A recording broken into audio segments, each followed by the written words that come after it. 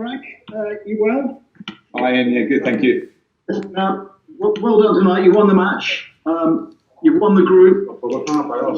Olivier Giroud has scored 4 goals. Just how good a performance was that from Olivier Giroud?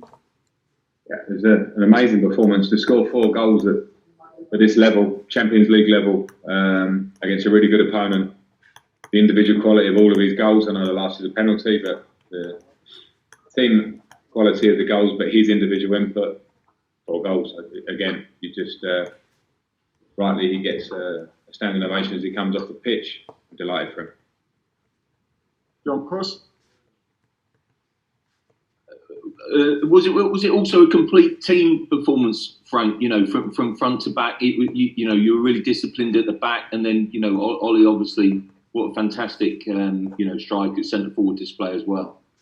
Yeah, I mean, to carry on with Oli, I think when you play Oli, you know his attributes. It's important. We get a lot of energy around him, people that can run off him, support him. He has qualities to hold the ball up, obviously, and balls in the box like Ngolo puts in. So I loved all those parts of us at the top end of the pitch, but to answer the question broadly, I think to make 9 changes in a game, because, and I said before, players are deserving to play because I see them training well. Some players can get their heads down if they're not playing lots of minutes, and that's always a worry when you make that level of changes. But the focus and concentration of the team, the moments to suffer, which you always will do against a team like this in the first half, we dealt with things, we defended well, we were organised, and some of our play was great, whether it was our comfort on the ball, whether it was our counter-attacking at pace to cause a threat to them. There were so many big pluses from tonight. We need to continue with that. Frank, just to follow up on that, when you talk about kind of, players maybe letting their heads go down, Oli doesn't play every week, but his attitude, his professionalism, I mean, he must be the ultimate pro. He must be the ultimate player for you to manage. Yeah, he is. He is the ultimate professional, and I think he's done that in his career. And I think that's why with Oli, you see his numbers for France, you see his numbers in the Champions League. I know when I came in, he wasn't always a regular before I got here, but as soon as I came in, I could feel the positivity of him as a player, how he wants to train, how he wants to affect people, whether he starts or not. And he started a lot for us now and been very impactful in terms of how he was in restart and performances like tonight. So he's a great sign for younger players, for other players, that when they're not always playing in the squad of 20 plus that we have, that happens, of course. They keep training well, and when they come in, they perform like they did tonight. Because that was a really, really complete performance in the circumstances tonight. Let's go to Sammy. Hi, Frank. He's obviously left you with a nice dilemma ahead of the weekend. Tammy's had a rest tonight, but it's obviously going to be very difficult to drop a player who's just scored 4 goals. Yeah, and that's what you ask, I suppose. When you you make 9 changes. I always say that when I try and pick the team, I try and pick the best team for the game, and not to have favourites as such. You try and put the best team on paper. When players play like they did today, they give you a great problem. It's not a problem; it's the wrong way to describe it. It's just having a top player playing with quality, playing with dedication, and so yeah. Let's take one from Ica.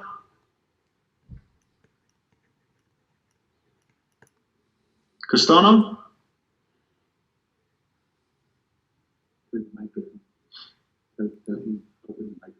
Let's go to Matt Law. Hi, Frank. You okay? Hi, Matt.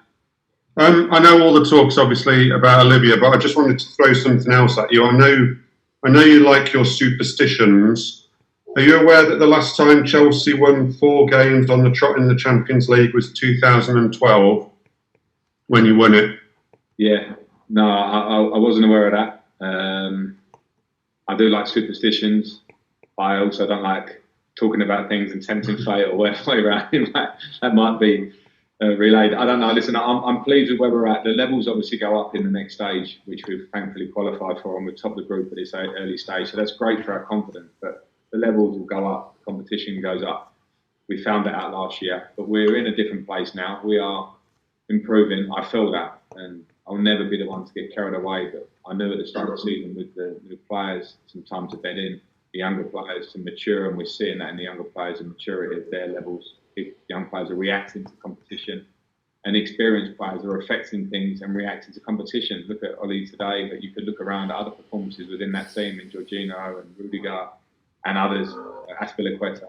So it's important that we keep this spirit, but I will leave that superstition one away until we get closer to where we want to be. Cheers.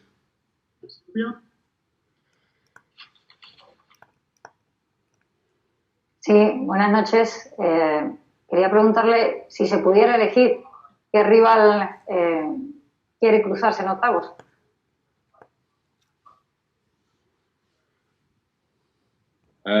Difficult question at this point because we still have one more round of games to go. And obviously now after the group stage, we have a long time when we go back to the Premier League. We have to keep improving because, as I mentioned before, at this stage now things will get tougher game by game as we go through. I haven't got an answer to your question, I'm afraid, but what I'm pleased with is that we're in a position where we are gaining confidence, so that we feel we can take on any opponent. That's the progression that we're in. Today was another step for us. Come right. Oh, friend. Just want to touch on something you said to Matt there. It's only three and a half months ago since you went to Bayern Munich and you learnt a lot that night. It's a short time to make the kind of improvements you've made. What has been the changes you've seen? Well, I think it's always a collective, and I think there are lots of aspects to it, and we've worked. The lads have worked, even when we went away in the short off-season.